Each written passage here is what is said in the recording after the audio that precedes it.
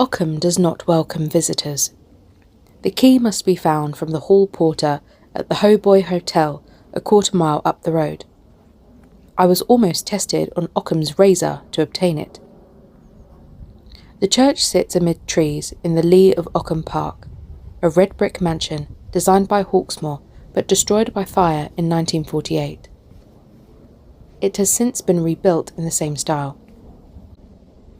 The outbuildings are original, and the ensemble remains happily aloof from enveloping commuterland. The church is renowned for its distinguished son, William of Ockham, a Franciscan intellectual born circa 1284.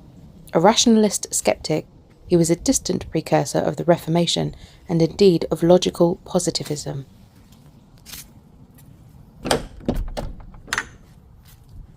His distinction between reason and faith led to a summons to the Inquisition in Avignon.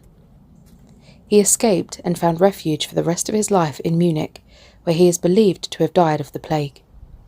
His famous razor, the maxim that every hypothesis should be sliced to its essentials, or keep it simple, stupid, is printed on a mug on sale in the church. William is also celebrated in a small stained glass window.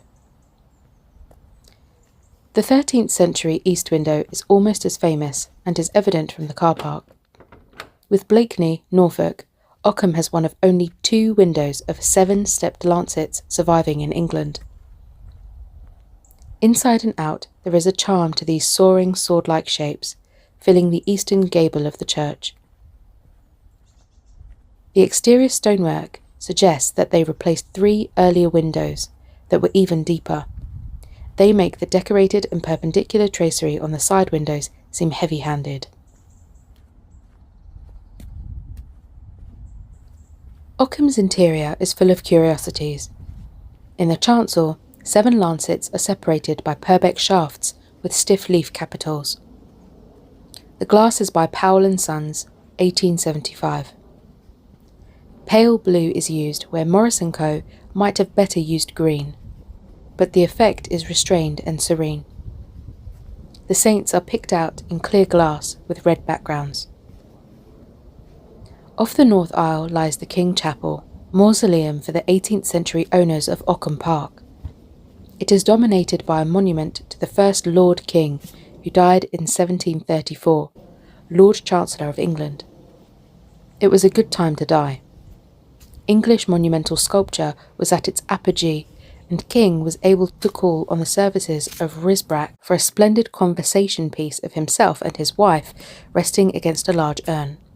King was upwardly mobile. His genius superior to his birth, he rose to be Lord Chancellor before being felled by a paralytic disease.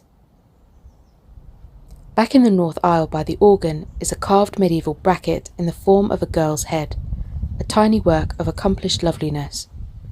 The south windows contain much old glass, including Flemish work next to the pulpit. A pane in the chancel is inscribed by a Georgian glazier, W. Peters, new leaded this in 1775 and never was paid for the same.